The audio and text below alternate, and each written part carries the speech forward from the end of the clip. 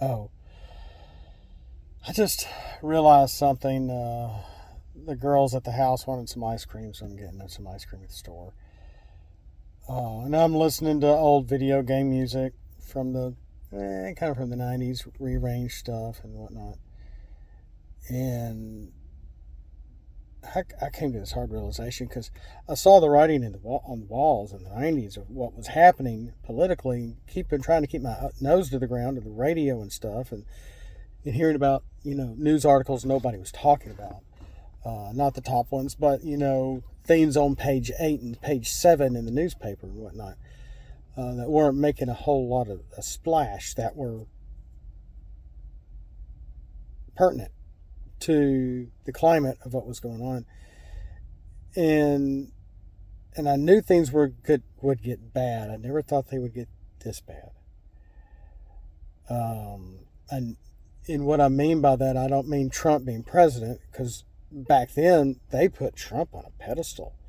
He was already, a minor celebrity and a millionaire or billionaire or whatever, and they all swooned him, or tried to. Whether it was Epstein, Oprah, Donahue, and whoever, he was on talk shows, and if there was somebody that was on there that needed money, he gave them money. Real people that he gave money to, and they don't want you to see all that. It's all in the past, and it's who he is. It's who he was, or who he was, and who he is. When he wasn't even president, after the hurricanes and everything, from Georgia, South Carolina, in Tennessee, in North Carolina, and everything, he went there to try to go help out. And the media were trying to make it out like it was just a political stunt. I don't think so. He does love and care for people. He went to help people. He gave people water. He tried to help provide some things. Yeah, he does. It was a photo shoot. It was kind of a media thing, but at the same time, things you don't hear are the praises he got. You didn't hear about the praises because the media doesn't want him to look good in any capacity. But I just came to this realization, as much as, again, like I said, writing on the walls, so much that I remember even back then as a teacher, when I had taught for a short time, that these kids are so spoiled, and I wasn't really wanting to sick anything bad on people whatsoever, but I just knew that these teenagers and the people that I was dealing with, it's like something bad has got to really happen to wake these kids up. I remember thinking that in the mid to late 90s. And I'm hoping some of them have. Of course, that was 25 years ago. So I hope they're all doing well. Some students aren't even with us anymore. And as a teacher, that's hard to deal with. It is. It's definitely Mr. Holland's opus. That's for sure. We'll never get another movie like that again.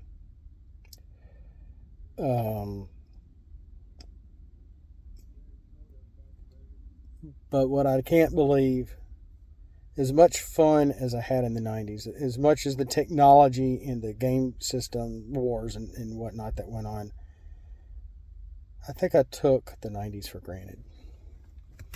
I'll admit, I saw the wokeness on the wall with things they were doing with sitcoms and humor, even back then, that left a bad taste in my mouth. That's when I went to anime, because anime was not politically correct, and I thought it was hilarious. And we'll never see that kind of anime ever again, whether it's Record of Lodoss War, Slayers, Ranma 1/2, Bubblegum Crisis. Now that goes almost to the 80s. Nadesco, Evangelion. We'll never see any kind of quality in anime that's not politically correct anymore because they make too much also for America. And that's kind of sad because that was the whole reason I went to anime in the first place, because it was not politically correct. And it was funny. I never have laughed so hard. Even when I go back and stick in one of my DVDs on a rare occasion, I'm like, I needed this. I just needed to laugh. I need to laugh. And we are seeing all sorts of strange things going on in our country right now. And if you're a Christian or not, pray. We need prayer. We need... Good times can come again. Good times can come again. But it was on this little trip from one side of town to the other that I realized I took the 90s for granted.